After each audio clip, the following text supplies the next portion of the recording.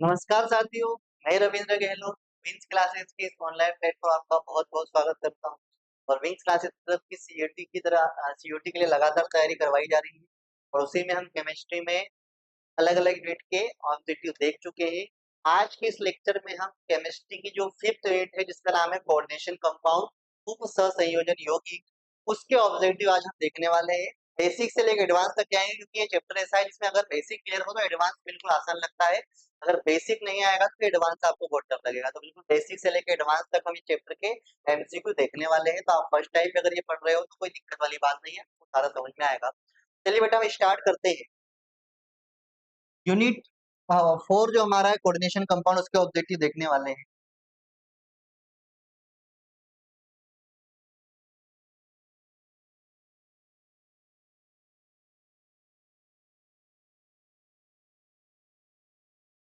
पहला ऑब्जेक्टिव मेरे सामने लिखा बेटा यूनिट 5 कोऑर्डिनेशन कंपाउंड उप सहसंयोजन यौगिक, इसके हम देखने वाले हैं। पहला ही बिल्कुल बेसिक सा लिखा है, which of the following is a coordination compound. निम्नलिखित में से कौन सा एक समन्वय यौगिक है। आपको ध्यान रखना है कोऑर्डिनेशन कंपाउंड को हिंदी में उप सहसंयोजन यौगिक बोलते हैं और उप सहसंयोजन की जगह आपको समन्वय शब्द देखने को भी मिल सकता है। तो कौन सा है? तो बिल्कुल देखो, चार ऑप्शन में आपको एक ऑप्शन अलग ही नजर आ रहा है और आप बोलोगे सर जो अलग नजर आ रहा है वही कोऑर्डिनेशन कंपाउंड है। तो ये तो होगा नहीं सर, ये भी नहीं होगा, ये भी नहीं होगा, कौन सा वाला होगा ये कंपाउंड? तो राइट आंसर हो जाएगा बी। तो आप बोलोगे सर राइट आंसर हो गया आपका बी। बी वाला आपका राइट आंसर है क्योंकि बी वाला कंपाउंड ही आपका कोऑर्डिनेशन कंपाउंड है। मैं थोड़ा सा इसको एक्सप्लेन कर दूं इस कंपाउंड को, ताकि इससे रिलेटेड बाकी चीजें भी आपको समझ में आ जाए। तो मैं इस कंपाउंड को थोड़ा इधर लिख देता हूँ और यहाँ पर किस पार्ट को क्या बोलते हैं ये आपको समझना बहुत जरूरी है, ताकि ताकि आपको ये कंपाउंड से रिलेटेड सारे क्वेश्चन जल्दी से बन जाए। तो देखो ये कुछ इस तरह का कंपाउंड होता है बेटा। तो यहाँ पर जब भी ऐसे कंपाउंड में आपको एक बड़ा ब्रैकेट दिख जाए तो समझ जाना है कोऑर्डिनेशन कंपाउंड की बात हो रही है। कोऑर्डिनेशन कंपाउंड की बात हो रही है और मैं आपको बता दूं इस कोऑर्डिनेशन कंपाउंड में किस पार्ट को क्या बोलते हैं। तो पहले तो आपको याद रखना है कोऑर्डिनेशन कंपाउंड या उप सहसंयोजन क्षेत्र में दो रीजन होते हैं, दो क्षेत्र होते हैं। वो कौन कौन से दो रीजन है, उनका नाम क्या है? तो पहले तो ये जो बड़े ब्रैकेट के अंदर वाला रीजन होता है, एक ये एरिया होता है, एक होता है ये बाहर वाला एरिया। ठीक है, इन दोनों को क्या बोलते हैं ये समझो। तो ये वाला जो रीजन है बेटा, ये अंदर ब्रैकेट, एक बड़े ब्रैकेट के अंदर जो रीजन है इसको कहा जाता है बेटा कोऑर्डिनेशन स्फीयर। क्या बोलते हैं हम? Coordination sphere. कोऑर्डिनेशन स्फीयर इसको हम बोल देते हैं। हिंदी में इसको समन्वय क्षेत्र या उप सहसंयोजन क्षेत्र बोल देंगे। जहां जहां समन्वय शब्द आएगा वहां वहां उप संयोजन शब्द भी आ सकता है, ध्यान रखें। इसको बोल देंगे समन्वय क्षेत्र या उप सहसंयोजन क्षेत्र बोल देंगे। ये ब्रैकेट के अंदर पूरा रीजन कोऑर्डिनेशन स्फीयर कहलाता है। और ये बाहर वाला रीजन जो होता है बेटा इसको बोलते हैं आयोनाइजेशन स्फीयर। आयोनाइजेशन स्फीयर बोल देते हैं इसको हम। आयनीकरण क्षेत्र बोल देते हैं। क्या बोल देते हैं बच्चा पार्टी? हम बोलेंगे आयनीकरण क्षेत्र बोलेंगे। तो ये भी ध्यान रखना है कि आयोनाइजेशन स्फीयर है तो इसके अंदर जो के है इसको क्या बोलेंगे? ये पूरा रीजन आयोनाइजेशन रीजन है, इसको क्या बोलते हैं? तो इसका नाम होता है बेटा काउंटर आयन। क्या होता है? Counter ion. आप डायरेक्ट कह सकते हो कि बड़े ब्रैकेट के बाहर जो होता है वो होता है काउंटर आयन। हिंदी में काउंटर बोल देंगे या फिर हिंदी में एक और शब्द होता है प्रति आयन। तो काउंटर या प्रति आयन हम इसको बोल देंगे। तो ऐसा जरूरी नहीं है कि ये बड़े ब्रैकेट के हमेशा पहले ही होगा, अगर बाद में भी हो सकता है, बाद में भी हो सकता है। अगर मैं यहाँ पे एक दूसरा कंपाउंड लिखूं, तो अगर मान लो मैं एक कंपाउंड लिखता हूँ इस तरीके से, तो इस कंपाउंड में आपको दिख रहा होगा कि इस कंपाउंड में ये वाला रीजन तो कोऑर्डिनेशन स्फीयर हो गया, लेकिन काउंटर आयन बाद में है। तो बाद में क्यों लिखा है? क्योंकि नेगेटिव है। तो सीधी सी बात है, जो पहले लिखा होता है वो पॉजिटिव होता है, या काउंटर आयन होता है वो पहले लिखा होता है पॉजिटिव होगा तो पहले लिखा होगा, और बाद में लिखा है इसका मतलब क्या है? नेगेटिव है। इस कंपाउंड में आपको जब आईयूपीएसी नेम पढ़ने होते हैं तो आपको पहचानना होता है पॉजिटिव पार्ट कौन है, नेगेटिव पार्ट कौन है। बहुत सिंपल सी बात है, जो पहले लिखा है पॉजिटिव, जो बाद में लिखा है वो नेगेटिव। बिल्कुल डरने वाली बात नहीं है। इसमें ये पॉजिटिव हो जाएगा, ये नेगेटिव हो जाएगा, इसमें ये पॉजिटिव हो जाएगा, ये नेगेटिव हो जाएगा। तो आपको ये समझना है कि पॉजिटिव नेगेटिव कौन सा पार्ट होता है, जो पहले लिखा हो पॉजिटिव बाद में लिखा हो नेगेटिव। ऐसा नहीं कि कोऑर्डिनेशन स्फीयर पॉजिटिव होगा, काउंटर आयन नेगेटिव होगा, या काउंटर आयन पॉजिटिव होगा ये नेगेटिव होगा, ऐसा नहीं। पहले लिखा तो पॉजिटिव, बाद में लिखा तो नेगेटिव। अब इतना तो समझ में आएगा ये काउंटर आयन है। अब अगर मैं बात करूं इस कोऑर्डिनेशन स्फीयर में भी दो चीजें दिख रही है, एक ये दिख रहा है और एक ये दिख रहा है, साथ ही साथ ये नंबर लिखा है। तो आप क्या बोलोगे सर? देखो आप ये समझ लो कि जो कोऑर्डिनेशन कंपाउंड होता है उनके अंदर कोऑर्डिनेट बॉन्ड होता है और ये कोऑर्डिनेट बॉन्ड बनता है तो इसके अंदर एक होता है सेंट्रल में, एक होता है लिगेंड, इसको हम बोलते हैं बेटा लिगेंड। ये सीएन जो लिखा हुआ दिख रहा है इसको हम बोलेंगे लिगेंड। हिंदी में इसको सहलग्नी बोलते हैं, संलग्नी बोलते हैं या लिगेंड भी बोल सकते हैं, संलग्नी या लिगेंड दोनों बोल सकते हैं। लिगेंड इंग्लिश शब्द है, सहलग्नी हिंदी शब्द है, सहलग्नी। तो आप बोलोगे सर ये सहलग्नी है लिगेंड है, क्यों इसको सहलग्नी बोला? तो देखो होता क्या है, एक नॉर्मल अगर आप आयोनिक कंपाउंड की बात करते हो तो उसमें क्या होता है, इलेक्ट्रॉन पेयर क्या होता है, डोनेट होता है, इलेक्ट्रॉन डोनेट होता है, लेकिन यहाँ पर पूरा का पूरा इलेक्ट्रॉन पेयर डोनेट होगा। तो आप बोलोगे अगर किसी कंपाउंड में कोऑर्डिनेट बॉन्ड बना है तो कोऑर्डिनेट बॉन्ड कैसे बना है, इलेक्ट्रॉन पेयर के डोनेशन से। तो जो इलेक्ट्रॉन पेयर डोनेट करता है उसको बोलते हैं लिगेंड। जैसे यहाँ पर ये सीएन जो होता है इसको इलेक्ट्रॉन पेयर देते हैं एफी को, तो ये हो गया लिगेंड। और जो इलेक्ट्रॉन पेयर है इलेक्ट्रॉन युग्म ग्रहण करता है वो कहलाता है सेंट्रल मेटल एटम, या हिंदी में इसको बोल देते हैं केंद्रीय धातु आयन या परमाणु। केंद्रीय धातु परमाणु इसको बोल देंगे। अगर हम शॉर्ट फॉर्म में लिखना चाहे, शॉर्ट फॉर्म में लिखना चाहे तो सीएमएस लिख सकता हूं मैं, सीएमए लिख दूंगा। सीएमए लिखने का पीछे क्या लिख देंगे, सीएमए मतलब सी मतलब सेंट्रल, एम मतलब मेटल, ए मतलब एटम, सेंट्रल मेटल एटम बोलते हैं, केंद्रीय धातु परमाणु बोलते हैं। तो जो इलेक्ट्रॉन पेयर की बात हो रही है यहाँ पे, एक इलेक्ट्रॉन पेयर मतलब दो इलेक्ट्रॉन, जो इलेक्ट्रॉन पेयर डोनेट होगा, जो इलेक्ट्रॉन पेयर डोनेट करेगा वो लिगेंड, जो गेन करेगा वो सेंट्रल मेटल आयन या सेंट्रल मेटल एटम या केंद्रीय धातु परमाणु होता है। तो ये इतनी सारी चीजें होती है, आपको समझना है। यहाँ पर जो नंबरिंग लिखी है इसको बोलते हैं नंबर ऑफ लिगेंड। बेटा क्या है, ये तो कॉमन सेंस वाली बात है, लिगेंड के नंबर हो गए तो नंबर ऑफ लिगेंड, लिगेंड की संख्या इनको हम कहते हैं, लिगेंड की संख्या कहते हैं, नंबर ऑफ लिगेंड बोलते हैं। क्या इतनी बात क्लियर बेटा? ये चीज आपको अच्छे से आना चाहिए। अब हम अगले क्वेश्चन की तरफ बढ़ते हैं। अगर आपको इतना आ गया है तो अगले क्वेश्चन आपके लिए आसान होने वाले हैं, ध्यान दो। पहले का भी आ गया, आगे हम बढ़ते हैं। आगे पूछा गया है कि जो कंपाउंड है इसके अंदर आपको क्या है, इस कंपाउंड में कोऑर्डिनेशन नंबर बताना है कोबाल्ट की। ये जो यौगिक है इसमें कोबाल्ट की समन्वय संख्या बताना है। मैं एक बार फिर कंपाउंड को लिख देता हूँ, ये है CO यानी कोबाल्ट, ये है NH3 जिसको यहाँ पे एमाइन बोलते हैं, एमीन बोलते हैं, यहाँ पे 5 है, ये Cl है और ये Cl2 है। ठीक है, तो आप बोलोगे सर हमको क्या करना है, हमको इस कंपाउंड में जो कोबाल्ट होता है Cn, कोबाल्ट होता है CO, इसका कोऑर्डिनेशन नंबर बताना है, मतलब Cn बताना है। Cn मतलब कोऑर्डिनेशन नंबर, उप सहसंयोजन संख्या या इसको समन्वय संख्या भी कहते हैं। सर कैसे हम पता करें, बिल्कुल आसान तरीका है, बता रहा हूँ। देखो होता क्या है कि ये जो Cn है कोऑर्डिनेशन नंबर है, कैसे निकलते हैं, तो यहाँ पर हम एक फॉर्मूला यूज करते हैं, number of ligand into density. Number of ligand into density यानी जो लिगेंड होते हैं उनकी संख्या, लिगेंड होते हैं उनकी संख्या, उसको गुणा करना होता है उनकी दंतुरता के साथ। किसके साथ गुणा करना होता है बेटा, दंतुरता के साथ गुणा करना होता है। तो आप बोलोगे सर नंबर ऑफ लिगेंड को हम इंटू करेंगे डेंसिटी से, तो क्या हो जाएगा उसका, क्या आ जाएगा, कोऑर्डिनेशन नंबर आ जाएगा, वो समन्वय संख्या आ जाएगी या उप सहसंयोजन संख्या आ जाएगी। कैसे पता करें सर, तो देखो यहाँ पर ये भी एक लिगेंड है और ये भी लिगेंड है। ऐसा नहीं कि हमेशा लिगेंड जो होता है इस ब्रैकेट के अंदर होगा, ये बाहर भी आपका लिगेंड हो सकता है। आप ध्यान देना यहाँ पे कि यहाँ पर एक जो होता है सेंट्रल मेटल एटम होता है, केंद्रीय धातु परमाणु होता है, और बाकी जो लगभग होते हैं वो क्या होते हैं, आपके लिगेंड होते हैं। क्या होते हैं, लिगेंड होते हैं। तो आप बोलोगे सर यहाँ पर एक लिगेंड ये है और एक लिगेंड ये है, मतलब दो लिगेंड है, तो दोनों लिगेंड के नंबर देखो आप, नंबर ऑफ लिगेंड कितने बेटा, 5 इसके नंबर है, एक इसका है, तो 5 और कितने बेटा 6, 6 लिगेंड हो गए, 5 ये और एक ये 6। डेंसिटी क्या है सर, अब ये कैसे पता करें, तो देखो बिल्कुल आसान तरीका है।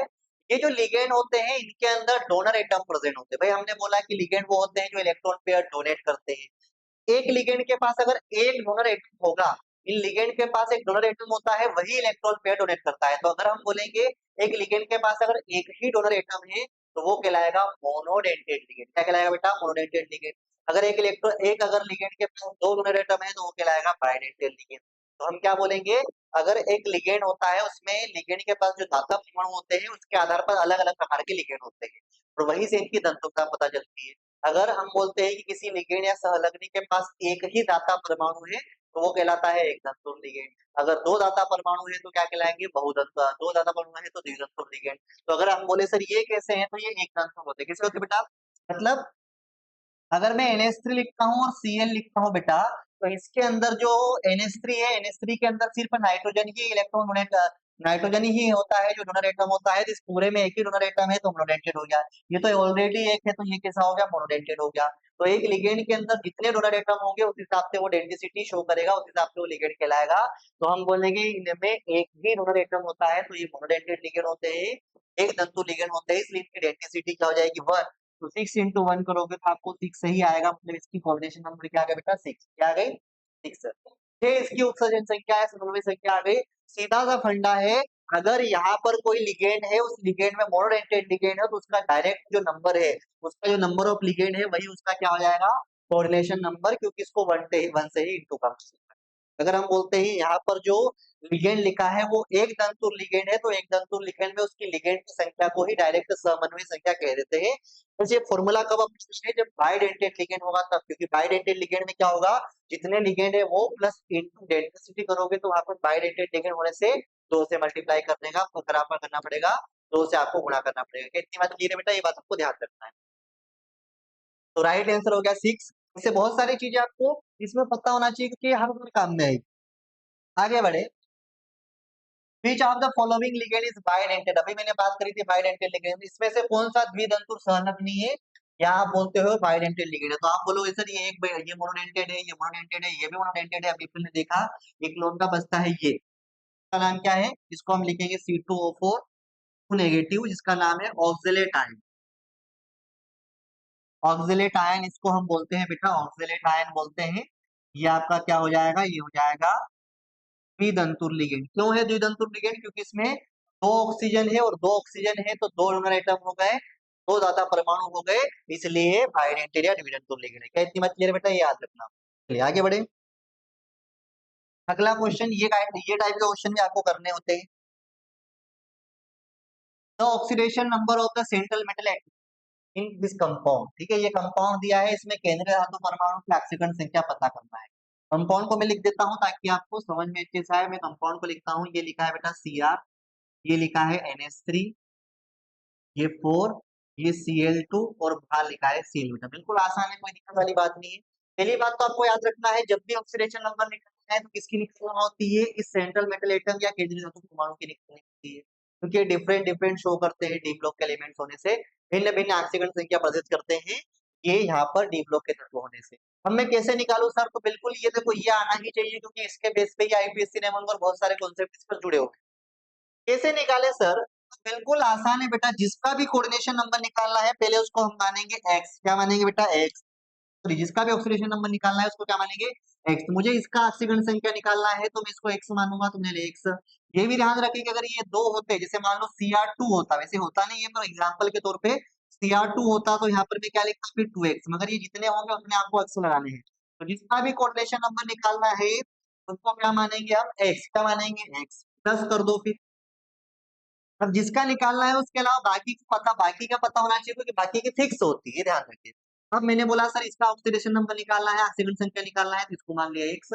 NH3 का ऑक्सीडेशन नंबर क्या होता है, तो इसका होता है बेटा 0। तो आप बोलोगे सर 4 है, 0 इसकी ऑक्सीडेशन नंबर है और 4 है तो गुणा करेंगे तो 0 होगा, फिर मैंने लिख दिया प्लस।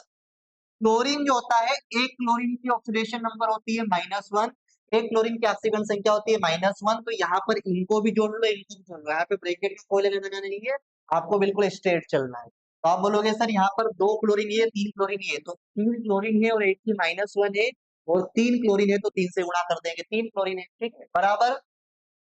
यहाँ पर इसके ऊपर कोई चार्ज नहीं है तो 0, इसके ऊपर कोई चार्ज नहीं है तो 0, इक्वल के इधर 0 आएगा जब यहाँ पर कोई चार्ज नहीं होगा। अगर मान लो कोई ऐसा कंपाउंड आपको देखने को मिलता है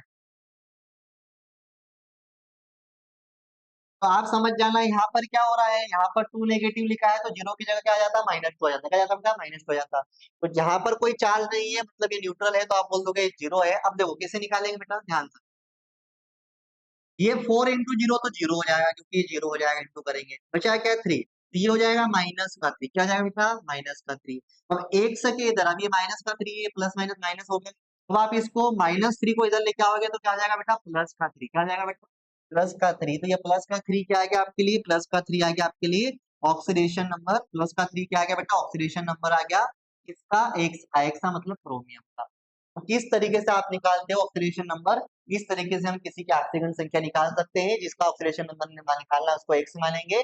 बाकी के पता होना चाहिए, बाकी के पता करने के लिए स्पेशल याद नहीं रखना है, जितना टाइम आप कॉम्पाउंड के प्रैक्टिस करते करते आ जाएगा। ठीक है, इसकी 0 होती है, इसकी -1 होती है, क्लोरीन की -1, ब्रोमीन की -1, है ना।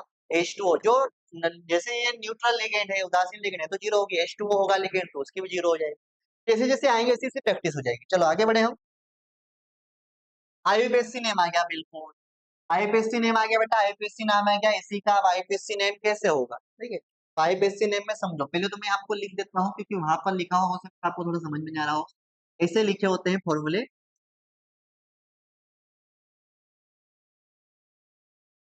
आईपीएससी नेम हमको इसको बताना है, इसका आईपीएससी नाम बताना है, तो बहुत डिफिकल्ट नहीं, आसान है। समझो, पहले सबसे पहले तो ब्रैकेट है, और ब्रैकेट के पहले अगर कुछ लिखा हो तो हमको पॉजिटिव नेगेटिव देखना होता है। देखो सबसे पहले हमको क्या करना होता है, पॉजिटिव और नेगेटिव पार्ट हमको देखना होता है, लेकिन वो कब, जब आपके पास दो चीजें। यहाँ पर सिर्फ एक ही चीज है, ब्रैकेट ही है।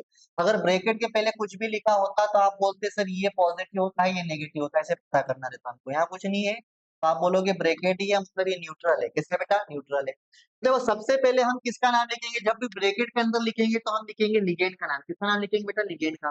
तो ये एक लिगेंड है, ये एक लिगेंड है, दोनों लिगेंड है। अब दोनों लिगेंड का हम नाम लिखेंगे तो कैसे नाम लिखेंगे सर, मुझे नहीं पता। इसको यहाँ पे बोला जाता है एमाइन। क्या बोला जाता है बेटा, एमाइन। और इसको बोला जाता है आपका क्लोरिडो। क्या बोलते हैं बेटा, क्लोरिडो। ब्रैकेट के अंदर है ये Cl, ब्रैकेट के बाहर भी हो सकता है, अंदर भी। बाहर होगा तो वो क्लोराइड लिखा जाएगा, क्योंकि वो लिगेंड नहीं होगा, काउंटर आयन होगा। वो ब्रैकेट के अंदर होगा, बड़े ब्रैकेट के अंदर होगा, तो आप बोलोगे इस बड़े ब्रैकेट के बाहर। ठीक है, इस बड़े ब्रैकेट के, अगर बड़े ब्रैकेट के बाहर हुआ तो ये लिगेंड नहीं है, ये काउंटर आयन। और काउंटर आयन होगा तो Cl के लिए लिखेंगे अपन क्लोराइड। और अगर बड़े ब्रैकेट के अंदर है तो ये लिगेंड है, और लिगेंड जब होगा तो लिगेंड के लिए इसका अलग नाम होता है, नाम होता है क्लोराइड, सॉरी क्लोरिडो। वैसे क्लोरो लिखते थे, लेकिन नया नाम है क्लोरिडो, नया आईयूपीएससी नाम होता है क्लोरिडो। अब यहाँ पर देखो दो लिगेंड है। आपको मैंने बोला जब भी ब्रैकेट के अंदर आपको आईयूपीएससी नाम लिखना है, ब्रैकेट में लिगेंड का नाम पहले लिखा जाएगा उसकी नंबरिंग के साथ। तो अगर आप बोलो सर यहाँ पे 3 है, तो हम ट्राई एमीन बोल सकते हैं। क्या बोल सकते हैं, ट्राई एमाइन। यहाँ ऐसे ही लिखा जाएगा, ट्राई एमाइन। और 3, ये भी 3 है, तो इसको क्या बोल देंगे, ट्राई क्लोरिडो। क्या बोल देंगे बेटा, 3 के लिए ट्राई और Cl के लिए क्लोरिडो। तो आप बोलोगे सर पहले ये एमाइन वाले को क्यों लिखा, क्लोरिडो वालों को क्यों नहीं लिखा, लिगेंड तो ये भी है। तो आपको ध्यान रखना है, जब एक से ज्यादा लिगेंड होंगे, एक से ज्यादा लिगेंड अगर प्रेजेंट है, उपस्थित है, तो यहाँ पर उस लिगेंड को पहले लिखेंगे जिसका नाम अल्फाबेटिकल ऑर्डर में, अंग्रेजी वर्णमाला क्रम में पहले आता है। आप देखो एमाइन में ए आता है, क्लोरिडो में सी आता है, तो आप बोला ABCD में कौन पहले आता है, ए आता है, इसलिए आपने एमाइन पहले लिखा, क्लोरिडो बाद में लिखा। अगर पहला अक्षर भी मैच कर जाता है तो आपको दूसरा अक्षर देखना है, दूसरा आपको ये लेटर देखना है, ध्यान। इतनी बात क्लियर बेटा, तो ये चीज हो गई। तो ट्राई एमीन, ट्राई क्लोरिडो। अब हमको क्या लिखना है, ये दोनों का नाम हो गया, अब हम लिखना है सेंट्रल मेटल एटम। अब सेंट्रल मेटल एटम जो अगर पॉजिटिव पार्ट में न्यूट्रल है, उदासीन अवस्था में या धनात्मक आवेश में है, तो जो इसका नाम है वही लिख देंगे, जिसका नाम है क्रोमियम। कि नेगेटिव होता है तो क्रोमियम नहीं लिखते, क्रोमेट लिखते। क्या लिखते बेटा, क्रोमेट। तो क्रोमियम लिख देंगे हम, क्लोरियम सॉरी क्रोमियम लिखना है। क्या लिखना है बेटा, क्रोमियम लिखना है, क्रोमियम, ये इसका नाम हो गया। अब जब भी हम सेंट्रल मेटल एटम लिखते हैं, उसके साथ ही केंद्रीय धातु परमाणु के साथ ही उसका ऑक्सीडेशन नंबर निकालना होता है, ऑक्सीडेशन नंबर लिखना होता है। तो मैं कैसे निकालूं ऑक्सीडेशन नंबर, तो मैंने अभी सिखाया है कैसे निकालेंगे। जिसका ऑक्सीडेशन नंबर निकालना है उसको 1 से मानो, बाकी प्लस इसकी 0 होगी तो 0 हो जाएगी, इसकी 3 क्लोरीन है तो 1 क्लोरीन की -1, 3 क्लोरीन की -2 -3, और उधर जाके 1 से उधर जाके +3। देखो यहाँ और यहाँ फर्क नहीं है, यहाँ पे 3 क्लोरीन साथ में लिया, यहाँ पे 2 क्लोरीन बाहर लिखे, एक अंदर लिया, 2 अंदर लिखे, एक बाहर निकले, तो -3 यहाँ पे भी हो रहा है। और यहाँ पर तीनों अंदर लिखे, बाकी तो सेम ही है।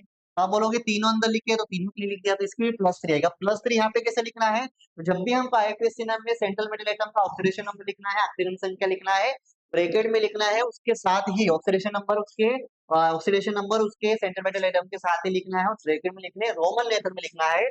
तो 3 कैसे लिखेंगे रोमन मेथड में, 1 2 3। तो ये हमारा राइट आंसर होगा। आप खुद देख लो कौन सा मैच कर रहा है, ट्राई एमी, ट्राई क्लोरिडो, क्रोमियम 3। ठीक है, तो क्लोराइड नहीं होगा, क्लोराइड क्यों नहीं होगा, क्योंकि ब्रैकेट के बाहर नहीं होगा। तो आपका राइट आंसर कौन सा हो जाएगा बेटा, बी। इस तरह के क्वेश्चन आपको नहीं ध्यान। आगे बढ़े हम। Which is a neutral ligand, neutral ligand कौन सा, इनमें से कौन सा एक उदासीन सहलग्न न्यूट्रल लिगेंड कैसे पहचाने। नेगेटिव चार्ज है, नेगेटिव चार्ज है, नेगेटिव चार्ज है, तो ये तो नेगेटिव लिगेंड हो गए। इस पर कोई चार्ज नहीं है तो ये हो गया न्यूट्रल लिगेंड, कोई आवेश नहीं है तो उदासीन लिगेंड हो गया, सीधी सी बात है। चलिए आगे बढ़े, फिर से वही बात, द कोऑर्डिनेशन नंबर ऑफ, ठीक है, इस कंपाउंड का कोऑर्डिनेशन नंबर बताना है, आप लिखो ध्यान से समझो। अब ये है Fe, फिर है C2O4, C2O4, हाँ C2O4 3, और ऊपर है 3 नेगेटिव। अब हमको क्या निकालना है, कोऑर्डिनेशन नंबर। कोऑर्डिनेशन नंबर निकालना है तो इसको ध्यान देने की जरूरत नहीं है, सिर्फ इससे मतलब है। कोऑर्डिनेशन नंबर कैसे निकलते हैं, नंबर ऑफ लिगेंड, किसका कोऑर्डिनेशन नंबर निकलना है, Fe का। किसकी समन्वय संख्या, ऑक्सीजन संख्या निकालना है, केंद्रीय धातु परमाणु या Fe का। अब कैसे निकालोगे सर, मुझे इसका कोऑर्डिनेशन नंबर निकालना है तो मुझे पता है number of ligand, number of ligand कितने है बेटा, 3। अब इनटू डेंसिटी, अब डेंसिटी में मैंने आपको बता दिया है ये बाइडेंटेड है, तो बाइडेंटेड होने से इसकी डेंसिटी तो हो जाएगी, तो आप 2 से इंटू करोगे तो आ जाएगा 6, इसका भी राइट आंसर हो जाएगा 6। मैंने आपको फिर बोला है, यहाँ जो लिगेंड होता है उसकी डेंसिटी कैसे पता करें, तो बाइडेंटेड है तो 2 डेंसिटी हो जाएगी उसकी, दंतुरता कितनी हो जाएगी, अगर द्विदंतुर लिगेंड है तो उसकी दंतुरता 2 हो जाएगी। अगर आपने देखा होगा दूसरे कंपाउंड, अगर आपने देखे थे, अगर आपने इस तरह के कंपाउंड देखे हैं, जैसे मान लो मैं एग्जांपल के तौर पे ये कंपाउंड लेता हूँ और मैं पूछता हूँ कि इसका कोऑर्डिनेशन नंबर क्या होगा, तो आप बोलोगे सर इसका कोऑर्डिनेशन नंबर, आप डायरेक्ट बोल देते हो 6, क्यों, क्योंकि यहाँ पे ये मोनोडेंटेड है, तो मोनोडेंटेड लिगेंड में जो नंबर ऑफ लिगेंड होता है वही उसका कोऑर्डिनेशन नंबर होता है। और फिर भी अगर समझ में नहीं आए तो हम क्या कर सकते हैं, 6 लिखो, इंटू लिखो, और ये मोनोडेंटेड है तो आप किससे करते हो, इंटू करोगे 1 से, तो यहाँ पे आ जाएगा 6। तो इस तरह से हम किसी का भी कोऑर्डिनेशन नंबर या ऑक्सीजन संख्या निकाल सकते हैं। मैं बोल रहा हूँ ये बार बार प्रैक्टिस करने से बहुत आसान हो जाएंगे। तो ये बाइडेंटेड लिगेंड होने से यहाँ पे 2 से इंटू करा, ध्यान रखना। राइट आंसर हो गया 6। आगे बढ़े, विच theory explain the colour of coordination compound, इनमें से कौन सा सिद्धांत उप सहसंयोजन यौगिक के रंग को समझाता है, तो आप बोलोगे सर कौन सी थ्योरी है, तो आपको याद रखना है crystal field theory. Crystal field theory, crystal field सिद्धांत जो है, क्रिस्टल क्षेत्र सिद्धांत जो है वो रंगों के महत्व को समझाता है, क्योंकि ये डीडी संक्रमण को समझाता है, डीडी संक्रमण को समझाता है, जिससे आपको पता चलता है रंग कैसे प्रदर्शित करते हैं। तो याद रखना क्रिस्टल फील्ड थ्योरी, ये सीधे याद रखने वाली बात है। अगला, व्हिच लिगेंड इज एम्बिडेंटेड, अब एम्बिडेंटेड लिगेंड नया आ गया, अभी तक आप बोल रहे थे मोनोडेंटेड, आप बोल रहे थे बाइडेंटेड, अब आ गया एम्बिडेंटेड। तो इनमें से कौन सा एम्बिडेंटेड है, तो समझो ये NH3 में एक ही होता है नाइट्रोजन,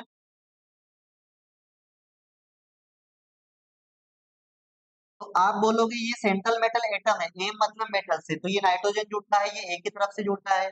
फिर दूसरा H2O है, तो H2O में भी एक ही जुड़ता है, कौन जुड़ता है बेटा, H2O में जुड़ जाएगा ऑक्सीजन हाइड्रोजन। CO में भी ऐसा ही होगा, लेकिन यहाँ पर समझो ये कंपाउंड आपको दिख रहा होगा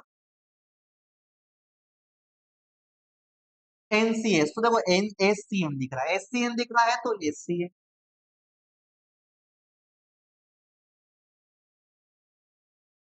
SCN लिख दिया मैंने, ठीक है बेटा। इसमें क्या है, अब देखो अगला देखो N, अब आपको दो चीजें फर्क दिख रही है यहाँ पे, ये लिगेंड में जो जुड़ता है सेंट्रल मेटल एटम से वो एक ही जुड़ता है, दूसरा कोई नहीं जुड़ता है बेटा। इनमें इनमें नाइट्रोजन जुड़ेगा तो नाइट्रोजन ही जुड़ेगा, इसमें ऑक्सीजन जुड़ेगा तो ऑक्सीजन ही जुड़ेगा, इसमें ऑक्सीजन जुड़ेगा तो ऑक्सीजन या CO जुड़ेगा। लेकिन अगर आप इसमें देखोगे तो इसमें आप देख रहे हो है ये एक ही लिगेंड है, लेकिन एक ही लिगेंड में एक बार ये सेंट्रल मेटल एटम से जुड़ रहा है, इस पूरे लिगेंड में अगर एक बार ये सेंट्रल मेटल एटम से जुड़ रहा है और एक बार ये सेंट्रल मेटल एटम से जुड़ रहा है, एक बार ये केंद्रीय धातु परमाणु से जुड़ रहा है और एक बार ये केंद्रीय धातु परमाणु से जुड़ रहा है, तो इस टाइप के लिगेंड जिसमें एक ही डोनर एटम होता है, लेकिन या फिर बोलते हैं एक टाइप पे एक ही डोनर एटम जुड़ता है, वो कहलाते हैं एम्बिडेंटेड। एम्बी मतलब दो, एम्बी उभयदंती मतलब जिसमें दो गुण हो, तो यहाँ पर आप देख रहे हो इस टाइप के जो लिगेंड होते हैं एम्बिडेंटेड लिगेंड होते हैं। कैसे होते हैं, एम्बिडेंटेड लिगेंड होते हैं, द्विदंतु लिगेंड होते हैं, ये बात ध्यान रखना है। एक और होता है, ये बात ध्यान रखना है, एक और कौन सा होता है एम्बिडेंटेड, एक होता है NO2 वाला। NO2 में एक हाइड्रोजन जुड़ता है, एक बार जुड़ जाता है आपका ऑक्सीजन, एक बार ऑक्सीजन डायरेक्ट जुड़ा, एक बार नाइट्रोजन जुड़ा, तो ये कहलाते हैं एम्बिडेंटेड लिगेंड, एक बार ये कहलाते हैं उभयदंती लिगेंड या सहज। चलिए आगे बढ़े हम, which of the following can show optical isomerism, निम्नलिखित में से कौन प्रकाशीय समायोता दर्शाता है, आप बोलोगे सर प्रकाशीय समायोता दर्शाने वाला यौगिक कंपाउंड कौन सा है, ये वाला है कंपाउंड ए, आपका ऑप्टिकल आइसोमेरिज्म में शो करता है, प्रकाशीय सीमा व्यवस्था को दर्शाता है। ये बात को ध्यान रखना, मतलब मिरर इमेज में उल्टा दिखता है, ऑप्टिकल इसके दो बन जाते हैं मिरर इमेज में। ये सीधे सीधे याद रखने वाली बात है। आगे हम देखते हैं the ionization isomer of the ionization isomer of इस कंपाउंड, ठीक है। ये कंपाउंड लिखा है, कंपाउंड में इसका आइसोमर कौन है ये बताना है। मैं इसको पहले लिख देता हूँ और इसका आइसोमर कौन होगा ये समझा देता हूँ। तो आइसोमर क्या होते हैं पहले आपको समझना होता है आइसोमेरिज्म। देखो अभी अपने ऑप्टिकल आइसोमेरिज्म की बात की थी, लेकिन यहाँ पे मैं समझा देता हूँ, उसमें तो आपने सीधे याद रख लेना है। आइसोमेरिज्म यानी क्या होता है, तो देखो अगर हम बोलते हैं केमिकल फॉर्मूला सेम है बट उसकी प्रॉपर्टी, हम बोलते हैं अगर केमिकल फॉर्मूला सेम हो बट स्ट्रक्चर डिफरेंट, और स्ट्रक्चर डिफरेंट होने से उसकी फिजिकल और केमिकल प्रॉपर्टी भी डिफरेंट हो जाएगी। केमिस्ट्री में फॉर्मूला सेम हो सकता है लेकिन उसका स्ट्रक्चर डिफरेंट होगा, और स्ट्रक्चर डिफरेंट होने से इसकी प्रॉपर्टी बदल जाएगी। दोनों की डिफरेंट डिफरेंट प्रॉपर्टी होगी, दोनों के अलग अलग गुण होंगे। तो आप बोलोगे अगर स्ट्रक्चर केमिकल फॉर्मूला सेम हो बट स्ट्रक्चर और फिजिकल और केमिकल प्रॉपर्टी डिफरेंट हो, तो ये जो होते हैं आपस में आइसोमर कहलाते हैं। दिखने में एक जैसे होते हैं बट थोड़ा बहुत स्ट्रक्चर में चेंजेस होता है, तो वो आइसोमर कहलाते हैं, और ये कंडीशन आइसोमेरिज्म कहलाती है। हिंदी में इसको समायोता बोलते हैं। यदि किसी यौगिक का अणु सूत्र या रासायनिक सूत्र समान हो किंतु उसकी संरचना या भौतिक या रासायनिक गुण भिन्न हो, तो इसकी वजह से वो आपस में दिखने में समान होते हैं और इनको समावयवी भी कह देते हैं, और ये घटना समायोता कहलाती है, बिल्कुल जैसे जुड़वा बच्चों की तरह जो दिखने में सेम हो लेकिन उनकी हरकतें या उनकी आदतें बिल्कुल अलग हो। तो इस तरह का इसमें भी है। तो जैसे अगर मैं इसका आइसोमर देखो तो इसका आइसोमर क्या होगा, इसका आइसोमर होता है, ये एक आयोनाइजेशन आइसोमर है। कौन सा बेटा, आयोनाइजेशन आइसोमेरिज्म है। आयोनाइजेशन आइसोमर में क्या होता है कि जैसे ये है, इसमें सिर्फ आपको एक चेंज करना है। क्या चेंज करूं सर मैं, ये इसको बाहर ले आओ, इसको अंदर ले आओ, ये हो गया Br, ये हो गया SO4। अब आप खुद देखो ये दोनों दिखने में सेम है, CO CO NH3 NH3 5 5, बस SO4 बाहर चला गया, Br अंदर आ गया। अब ये दिखने में भले सेम, इनका फॉर्मूला सेम दिख रहा है आपको, लेकिन दोनों की प्रॉपर्टी डिफरेंट होती है, दोनों के गुण अलग अलग होते हैं, तो ये दोनों आपस में आइसोमर कहलाएंगे। और इस टाइप का जो आइसोमेरिज्म कहलाएगा वो कहलाएगा आयोनाइजेशन आइसोमेरिज्म, जिसमें आपके आयन से एक्सचेंज हो जाते हैं। तो इसका ऑप्शन कहाँ मैच कर रहा है आपका, हमको इसका बताना था। तो SO बाहर होगा, Br अंदर होगा, कौन सा वाला बेटा, तो ये वाला होगा, पहले वाला होगा। यहाँ पे 5 नहीं लिखा है, पहले वाला दूसरे वाला हो सकता है 5 नहीं लिखा है, तो मैं पहले वाले में 5 दे देता हूँ या 5 आएगा, ठीक है। तो 5 आएगा तो ये वाला आपका आंसर नहीं हो जाएगा, आपका ए वाला राइट आंसर हो जाएगा। ये आपको ध्यान देना है बेटा, ठीक है। चलिए आगे बढ़े। How many unpaired electron present in FeH2 6 तो पॉजिटिव, कितने इसमें कितने अयुग्मित इलेक्ट्रॉन है। अब देखो यहाँ पर बहुत खतरनाक काम है, अगर आपको एक बेसिक नॉलेज होगा तो यहाँ पर आप कर पाओगे, लेकिन ये चीज ऐसे तो बहुत डिफिकल्ट लगती है। पहले तो जो मैं कंपाउंड दिया है उसके बारे में उसको लिख देता हूँ। ये लिया है Fe, और H2 वैसा का वैसा है, और 6 है, और 2 पॉजिटिव। तो आप बोलोगे सर इस कंपाउंड में हमको बताना है कि सॉरी H2, हाँ, इस कंपाउंड में हमको बताना है कि आपका AFE जो होता है इस कंपाउंड में अनपेयर्ड इलेक्ट्रॉन कितने हैं, अयुग्मित इलेक्ट्रॉन कितने हैं। तो सर मैं कैसे बताऊं, सबसे पहले तो ध्यान रखो यहाँ पर आपको ऑक्सीडेशन नंबर निकालते आना चाहिए। ऑक्सीडेशन नंबर के बेस पे ऑक्सीडेशन नंबर तो और भी दिख जाएगा, यहाँ पे आपको इलेक्ट्रॉनिक कॉन्फ़िगरेशन लिखना आना चाहिए। जब हम डी ब्लॉक करते हैं तो डी ब्लॉक में इस Fe जो होता है आपका डी ब्लॉक का एलिमेंट से तत्व है, डी ब्लॉक का एलिमेंट है, तो यहाँ पर इसका हम इलेक्ट्रॉनिक विन्यास लिखते हैं और इलेक्ट्रॉनिक कॉन्फ़िगरेशन लिखते हैं। तो वहाँ हम बहुत अच्छी तरीके से समझते हैं कि इलेक्ट्रॉनिक कॉन्फ़िगरेशन क्या होता है, इलेक्ट्रॉनिक विन्यास क्या होता है। तो अगर हमको वो आता है तो हम कंपाउंड कर सकते हैं। तो फिर मैं कैसे लिखूं, देखो सबसे पहले इसकी ऑक्सीडेशन नंबर निकालना सीखो। अगर ऑक्सीडेशन नंबर निकाल लोगे तो उसके बेस के इलेक्ट्रॉनिक कॉन्फ़िगरेशन में निकाल लोगे। मुझे ऑक्सीडेशन नंबर निकालना है तो इसकी ऑक्सीडेशन नंबर निकालना है, तो मैं उसे इसको x मानूंगा प्लस, ये एक न्यूट्रल लिगेंड है तो इसकी ऑक्सीडेशन नंबर हो जाएगी 0। तो आप बोलोगे सर एक की 0 है, 6 से मल्टीप्लाई करोगे तो 0 ही होगा। अब इक्वल का साइन लगा दूं मैं, +2 लिखा है तो मैंने फिर बोला था यहाँ अगर चार्ज लिखा है तो यहाँ पर भी लिखना है +2। क्या लिखना है बेटा, +2। तो आप बोलोगे सर ये तो हो जाएगा 0, और इधर इक्वल के इधर +2 है, तो यहाँ पर इसका ऑक्सीडेशन नंबर क्या आ गया बेटा, इसका ऑक्सीडेशन नंबर आ गया +2, ऑक्सीकरण संख्या आ गया +2। तो देखो बहुत सिंपल सा फंडा बता, सबसे पहले मुझे कुछ नहीं, तो मुझे पता है Fe होता है Fe का एटॉमिक नंबर होता है 26। इसका इलेक्ट्रॉनिक कॉन्फ़िगरेशन मैंने लिखना सीखा है डी ब्लॉक में। Ar लिख देता हूँ, डी 3d लिख देता हूँ, 4s लिखता हूँ। मुझे 26 इलेक्ट्रॉन भरने हैं, मैं कैसे भरता हूँ? Ar लिख देता हूँ, मतलब 18 इलेक्ट्रॉन लिख दिए ये। 4s में 2 इलेक्ट्रॉन जाएंगे, 18 और 2 20, बाकी बचे 6 20 हो गए बेटा। ये मैं डी ब्लॉक में सिखा चुका हूँ। ये डी ब्लॉक में अच्छे से समझते हैं। डी ब्लॉक जब हम पढ़ते हैं उसमें हम अच्छे से समझते हैं ये वाला। तो मैंने यहाँ पे डायरेक्ट आपको लिख दिया, इतना आपको आना चाहिए। डी ब्लॉक पढ़ लिया है तो आपको ये आ जाए, कोई दिक्कत वाली बात नहीं। तो दिक्कत क्या है बेटा? मुझे इनसे गोले नहीं बनाना है। मुझे क्या करना है? मुझे ये पता चला है कि Fe2 पॉजिटिव है। Fe2 पॉजिटिव है तो Fe2 पॉजिटिव का इलेक्ट्रॉनिक कॉन्फ़िगरेशन लिखना है। सर मैं कैसे लिखूं? कोई दिक्कत नहीं, आसान है। Fe का लिखा है, Fe2 पॉजिटिव का लिख देंगे। Fe2 पॉजिटिव में ऐसा लिख दो कि Fe2 पॉजिटिव का हम लिख रहे हैं। कैसे लिखूं सर मैं? तो मैं लिखता हूँ सर Ar वैसे के वैसे हैं, 2 पॉजिटिव कैसे लिखना है? 3D वैसा का वैसा, 4s ऐसा का वैसा। Ar वैसा का वैसा मैं बार-बार नहीं लिखना चाहता हूँ, ठीक है? मुझे पता है इसलिए नहीं लिखते हम। अब देखो Fe का ये होता है Fe2 पॉजिटिव, 2 पॉजिटिव 2 इलेक्ट्रॉन दिए। 2 इलेक्ट्रॉन कहाँ से देगा? सबसे बाहर वाले से 2 इलेक्ट्रॉन दिए तो 4s 0 हो गया, D हो गया 6। क्या हो गया बेटा? D हो गया 6। अब D के हमको बॉक्स बनाने देने हैं। डी में कितने बॉक्स होते हैं, कितने ऑर्बिटल होते हैं? इनको ऑर्बिटल बोलते हैं, आप बॉक्स से सामान्य बोलते हो, बट इनको ऑर्बिटल कहा जाता है। ये 3D हो गया। क्या हो गया बेटा? 3D। 4s तो 0 हो गया। कैसे 0 हुआ सर 4s? क्योंकि 4s में 2 इलेक्ट्रॉन थे और यहाँ पे 2 पॉजिटिव, यहाँ पे कोई चार्ज नहीं है तो 2 है। 2 इलेक्ट्रॉन दे देगा तभी तो 2 पॉजिटिव चार्ज आएगा। तो 2 पॉजिटिव चार्ज है मतलब 2 इलेक्ट्रॉन कम करने हैं। कहाँ से कम करने हैं? सबसे बाहर वाले से, ठीक है। अब 3D बना दिया, मेरे को 6 इलेक्ट्रॉन भरना है। मैं कैसे भरूंगा? मेरे को आता है सर। कैसे भरूंगा 6 इलेक्ट्रॉन? 1 2 3 4 5 और 6 इलेक्ट्रॉन। अब यहाँ पे खुद देखो कितने इलेक्ट्रॉन यहाँ पे अनपेयर्ड है? 4। कैसे बेटा? 4। लेकिन यहाँ देखिए इतना आसान नहीं है। अभी यहाँ पे आसान लग रहा है लेकिन यहाँ पर एक चीज और है, ये इसको भी समझना पड़ेगा कि सर ये चीज क्या है। इसके बेस पे बताना है आपको। सिर्फ Fe2 पॉजिटिव नहीं पूछा है, आपको ये नहीं पूछा है कि Fe2 पॉजिटिव के अंदर कितने अनपेयर्ड इलेक्ट्रॉन है। जल्दी से इसको देख के बता दो और बोल दो कि 4 अनपेयर्ड इलेक्ट्रॉन है। तो आपको बोलना पड़ेगा सर यहाँ पे ऐसे कैसे पता चलेगा। तो कोई दिक्कत नहीं बेटा, ये लिगेंड होते हैं। लिगेंड ने 6 इलेक्ट्रॉन पेयर इसको दिए हैं और 6 इलेक्ट्रॉन पेयर को कहाँ भरना है तो आपको ध्यान रखना है। अगर हम बोलते हैं सर लिगेंड अगर आपको दिया हुआ है तो आप समझो ऐसे, ये Fe2 पॉजिटिव की कंडीशन थी। किसकी थी बेटा? ये Fe2 पॉजिटिव की कंडीशन थी।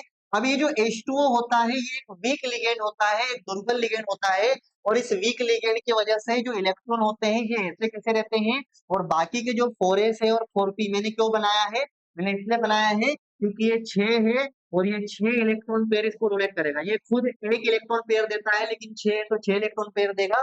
वो 6 इलेक्ट्रॉन पेयर कहाँ पर जमा होंगे? तो यहाँ पर 1 2 3 4 और डी आएगा बेटा। डी आएगा, क्या आएगा बेटा? डी आएगा। इसके बाद तो डी में होते हैं 5 तो 1 और 2, 1 2 3 4 5 6, ये 6 पेयर ऑफ इलेक्ट्रॉन कहाँ से आए? तो ये 6 पेयर ऑफ इलेक्ट्रॉन आए आपके किसके देने से? इसने 6 पेयर इलेक्ट्रॉन दे दिए। तो आप बोलोगे सर अब देखो कितने अनपेयर इलेक्ट्रॉन है। तो जो पेयर दिए हैं वो तो पहले से पेयर है, यूक्लिड है। अनपेयर कौन से वाले हैं? 4 वाले। तो अब यहाँ पर आप बता सकते हो 4। तो आप बोलोगे इसमें कौन सी नई बात है? नई बात तब होती जहां पर यहाँ पर लिगेंड दूसरा होता। अगर यहाँ पे स्ट्रॉन्ग लिगेंड होता ना तो स्ट्रॉन्ग लिगेंड होने से ये इलेक्ट्रॉन जो अनपेयर्ड दिख रहे हैं ये पहले पेयर्ड हो जाते हैं। और पेयर्ड होने के बाद जो नए इलेक्ट्रॉन आते हैं तो यहाँ पे खाली बॉक्स में भरे जाते हैं, फिर आपको दिक्कत होती। अगर यहाँ पर वीक लिगेंड प्रेजेंट है तो वीक लिगेंड के दुर्बल लिगेंड के होने से यहाँ पर इसमें जो 2 अनपेयर्ड इलेक्ट्रॉन होंगे वही होंगे, क्योंकि बाहर जो पेयर्ड बाकी के इलेक्ट्रॉन आएंगे पेयर्ड, ये जो इलेक्ट्रॉन देता है ये इलेक्ट्रॉन कहाँ से भरे जाएंगे? बाहर से। तो ये सारे इलेक्ट्रॉन पेयर्ड है, बचे कौन से? 1 2 3 4। कितने अनपेयर्ड इलेक्ट्रॉन मिले बेटा आपको? 4। तो राइट आंसर हो गया इसका 4। हो गया ठीक। अगला, the formula complex tri amine nitrato cobalt 3। देखो बिल्कुल आसान है। ट्राई एमीन बोला, क्या बोला बेटा? Try amine. तो ट्राई एमीन मतलब ये है, ट्राई मतलब 3, एमीन मतलब 3। यहाँ पर भी ये सब जगह है, ठीक है कोई बात नहीं। फिर लिखा है बेटा ट्राई। ट्राई मतलब 3 वापस से, तो 3 होना चाहिए। यहाँ पे 3 है क्या? नहीं है, तो पहला ऑप्शन तो यही गया। नाइट्रिटो, नाइट्रिटो मतलब नाइट्रिटो ओ लिखा है। देखो यहाँ से ध्यान से समझो, ये एम मतलब मेटल होता है, एम मतलब ये सेंट्रल मेटल होता है। यहाँ पर कोई भी हो सकता है। अगर ऐसा लिखा होता है तो उसको बोलते हैं नाइट्रिटो एन। नाइट्रेटो एन बोलते हैं जब एन डायरेक्ट जुड़ा होता है इससे। अब इसी को हम ऐसा लिख सकते हैं ओ एन ओ। तो यहाँ पर कौन जुड़ा है डायरेक्ट? ऑक्सीजन, तो इसको बोलेंगे हम नाइट्रेटो ओ। क्या बोलेंगे बेटा? नाइट्रेटो ओ। ऑक्सीजन डायरेक्ट जुड़ा है सेंट्रल मेटल एटम से या केंद्रीय धातु परमाणु से, तो नाइट्रेटो हो जाएगा। अगर नाइट्रोजन जुड़ा है सेंट्रल मेटल एटम से या केंद्रीय धातु परमाणु से, तो नाइट्रेटो एन हो जाएगा। तो यहाँ पे बोल रहा है नाइट्रेटो ओ। नाइट्रेटो ओ का मतलब है कौन जुड़ा चाहिए इससे? इससे ऑक्सीजन जुड़ा होना चाहिए, न कि ये नाइट्रोजन। ठीक है, तो ये ऑप्शन भी हट गया। ये ऑप्शन भी क्या हो गया? हट गया। लेकिन यहाँ पर टू आ गया है तो दिक्कत है, क्योंकि टू नहीं आएगा। NO2 होता है। अब इसको ही आप ऐसे लिख सकते हो, तो ऑक्सीजन हो गए। ऐसे नहीं लिख सकते हम इसको, ये गलत हो जाएगा। ठीक है, यहाँ पर कुछ इसी तरीके से लिखा है, इसलिए गलत हो गया। ये वाला सही है, मतलब पहला ऑप्शन सही हो जाएगा, है ना। कोबाल्ट तो सर बोलेंगे कोबाल्ट ही। 3 आपका क्या है? 3 उसका ऑक्सीडेशन नंबर है, तो 3 ऑक्सीडेशन नंबर किसका होगा? इसका एक का -1 होता है, 3 का हो जाएगा -3, इसका तो होता है 0। तो ये हो जाएगा। इसका राइट आंसर कौन सा हो गया बेटा? 1। Right answer is 1। आगे बढ़े हम। इसका भी आईयूपीएससी ने पूछा था, करेक्ट आईयूपीएससी नेम। आईयूपीएससी नेम कैसे देखेंगे? सीधी सी बात है, इसको बोलते हैं एमाइन। जब भी ब्रैकेट की बात हो, ब्रैकेट के अंदर वाले नाम पहले लिखे जाएंगे। NH3 मतलब एमाइन होता है, Cl मतलब क्लोरिडो होता है। एमाइन और क्लोरिडो में एबीसीडी में कौन पहले आता है? तो एमाइन में आता है, क्लोरिडो में सी आता है, तो एबीसीडी में ए पहले आता है। तो जब एक से ज्यादा लिगेंड हो, लिगेंड नंबर 1, लिगेंड नंबर 2, जब एक से ज्यादा लिगेंड हो तो पहले उस लिगेंड को लिखेंगे जो एबीसीडी में पहले आता है, बाद में उस लिगेंड को लिखेंगे जो एबीसीडी में बाद में आता है। तो आप बोलोगे सर ये एमाइन पहले आएगा, और 2 एमाइन है तो आप बोल दोगे डाइएमाइन, 2 क्लोरिडो है तो डाइक्लोरिडो। ठीक है, तो डाइएमाइन, डाइक्लोरिडो, ये सब में है। अब प्लेटिनम, पीटी का क्या हो जाएगा बेटा? प्लेटिनम। क्या हो जाएगा? प्लेटिनम। अब कहानी किसकी है सर? कहानी है ऑक्सीडेशन नंबर की। ऑक्सीडेशन नंबर हम कैसे निकालते हैं? मैंने अभी सिखाया बेटा। जिसका भी ऑक्सीडेशन नंबर निकालना है आपको, जिसका भी ऑक्सीडेशन नंबर निकालना है उसको मानो एक्स। क्या मानेंगे उसको? जैसे मुझे पीटी का ऑक्सीडेशन नंबर निकालना है, तो मैंने बोला सर ये तो एक्स हो गया। इसका ऑक्सीडेशन नंबर निकालना है तो ये तो एक्स हो गया। इसकी ऑक्सीडेशन नंबर होती है 0, तो 2 से इंटू करोगे तो 0 हो जाएगी। इसकी एक की होती है -1, एक की होती है -1, 2 है तो हो जाएगा -2। और 0 क्यों लिखा? क्योंकि इसके ऊपर कोई चार्ज नहीं है, तो 0। ये हो गया -2, उधर जाके हो जाएगा +2। क्या हो जाएगा? +2। अब +2 कैसे लिखेंगे? +2 लिखेंगे रोमन मेथड में। तो राइट आंसर कौन सा हो जाएगा बेटा? फर्स्ट। राइट आंसर हो जाएगा फर्स्ट, क्योंकि ऑक्सीडेशन नंबर इसकी क्या आ गई? इसकी क्या आ गई? Oxidation number +2। ये मैं बता चुका हूँ पहले भी। एक और ऑक्सीडेशन, एक और आईयूपीएसी नाम आया। आईयूपीएसी नेम क्या है सर? तो मैं इसको थोड़ा लिख देता हूँ। इसको K2 लिखा है, K2 बाहर लिखा रहेगा, थोड़ा सा मिस्टेक है यहाँ पे, K2 बाहर लिखा रहेगा, यहाँ नहीं आएगा। ठीक है, K2 बाहर लिखा रहेगा, PD अंदर लिखा है, Cl4 लिखा है। ठीक है, सबसे पहले इसका नाम लिखेंगे क्योंकि ये पॉजिटिव पार्ट है, नेगेटिव पार्ट है। ब्रैकेट के बाहर है वो पॉजिटिव है, पहले इसका नाम लिखेंगे। इसका नाम होता है पोटेशियम। ठीक है सर, सब में पोटेशियम है, इसमें नहीं है, तो ये तो पहले गलत हो गया। ये इसका वाला होगा चार्जेड पार्ट। चलो पोटेशियम हो गया। अंदर लिखेंगे, अंदर पहले किसका नाम लिखेंगे? ये है सेंट्रल मेटल एटम, ये है लिगेंड, तो लिगेंड का नाम पहले लिखेंगे। लिगेंड का नाम होगा Cl, तो Cl के लिए क्लोरिडो लिखेंगे। 4 है तो टेट्रा लिखेंगे। तो आप देखो टेट्रा क्लोराइड, क्लोरीन लिखा है, ये गलत होगा। क्लोरीन नहीं, क्योंकि क्लोरिडो आना चाहिए, तो ये होना चाहिए टेट्रा क्लोरिडो। ठीक है, अब एक बात ध्यान दो, ये होता है पीडी। पीडी मतलब पेलिडियम होता है, और पेलिडियम आपको कब लिखना होता है? जब वो या तो न्यूट्रल हो या पॉजिटिव पार्ट में। यहाँ पर पीडी आपका नेगेटिव पार्ट में है, तो पेलिडियम का होगा पैलेडेट। क्या होगा बेटा? पैलेडेट। तो पैलिडियम नहीं आएगा, पैलेडेट आएगा। सब उनके ब्रैकेट में उसका ऑक्सीडेशन नंबर ये अलग ही है ना, ये ध्यान रखना, ये नहीं आता। ये सर ऑक्सीडेशन नंबर लिखेंगे, ऑक्सीडेशन नंबर 2 लिखा है, तो देखो सारे ऑप्शन आपने देख लिए हैं। एक ये भी देखा है, एक ये भी देखा, थोड़ा बहुत फर्क है, दोनों एक जैसे लग रहे हैं, बट ये वाला ही होगा पहले वाला। ठीक है, मान लो यहाँ 3 कर देते हैं, तो ये भी गलत हो जाएगा, 2 आएगा। आप बोलोगे सर ये 2 कैसे आया? देखो इसकी होती है +1, 2 है तो हो जाएगा +2। इसकी निकालना है तो इसको मान लिया x, इसकी एक की होती है -1, इसकी 4 है तो -2 हो जाएगा, इक्वल में 0। यहाँ पर कोई चार्ज नहीं है तो 0। ये हो जाएगा +2, ये हो जाएगा x, ये हो जाएगा -4, -4 उधर जाएगा तो +4 हो जाएगा, और +2 उधर जाएगा तो -2 हो जाएगा, तो ये आ जाएगा +2। तो x के लिए +2 आ जाएगी, तो आपका राइट आंसर हो जाएगा कौन सा? राइट आंसर कौन सा हो जाएगा? ये वाला B1, तो वाला। ठीक है, ये ध्यान रखना है। तो आईयूपीएससी नेम आसान है, बट आपको कुछ चीजें पता होगी तो आप कर पाओगे। तो ये आज के हमारे कुछ ऑब्जेक्टिव एमसीक्यू है आपके कोऑर्डिनेशन कंपाउंड से रिलेटेड। मैंने आपको पहले बताया, बेसिक भी बताया मैंने, क्योंकि उससे रिलेटेड चीजें होती है। अगर बेसिक बताओ तो ही एडवांस अच्छे से कर पाएंगे, नहीं तो एडवांस बहुत ज्यादा टफ लगता है इसमें। हाँ, तो आज हमने ये ऑब्जेक्टिव करे हैं, बाकी के हम अगले लेक्चर में करेंगे। तक के लिए बेटा थैंक यू वेरी मच। ऐसे ही बने रहिए और ऐसे ही हमारे वीडियो लेक्चर को लाइक करते रहे, शेयर करते रहे। Thank you very much.